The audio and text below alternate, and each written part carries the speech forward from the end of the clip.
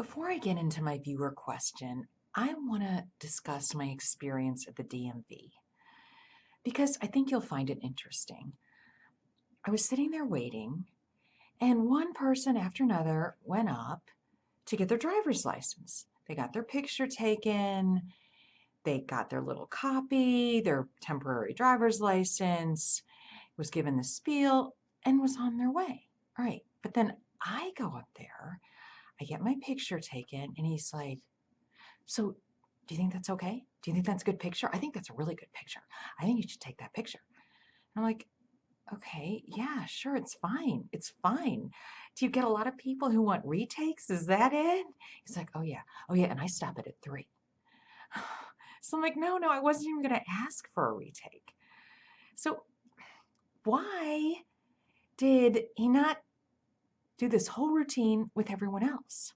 Why did he just assume they were going to be fine with their pictures, but I was going to be difficult and demand retakes?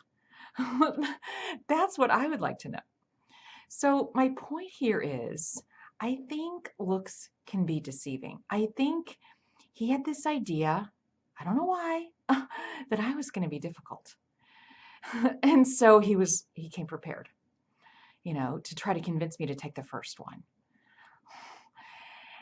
And so I think that when you look at somebody and you already have this idea about this person in your head, you know what you should do? You should forget it.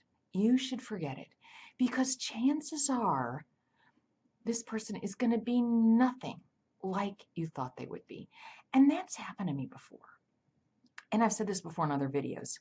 Shy people especially, I've been under the impression at the beginning that they were snobby, and I get to know them better, and then I realize, no, they're just shy. So before you cop this attitude, like, oh, I know I'm not going to like this person, or I'm not going to be able to get to know them, or they're really arrogant, take the time, get to know them before you pass judgment. All right. A viewer wrote in and wanted to know how to handle somebody who just gives them way too much information right away. And I've talked about this before, this false closeness.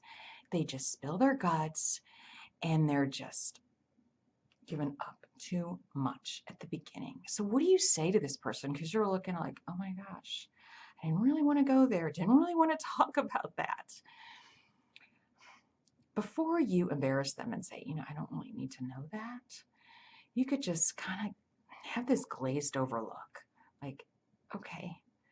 And when I see people with that, I realize, okay, I'm talking too much. They're bored. I need to change the subject. I need to do something different. So I think that if you give them this, like, okay, like, I don't know what I've gotten myself into kind of look, they're going to change. They're going to, okay, I need to regroup and come up with another topic. Now, if that doesn't work, then you need to say, okay, that really is too much information. Say it with a smile and kind of a chuckle, like, oh yeah, didn't need to know that. So that you're not embarrassing them, so that you're not making them feel like this big. And then hopefully, if you say it every time, like when they veer off to the TMI phase, just say, oh, you know what? I don't know you well enough.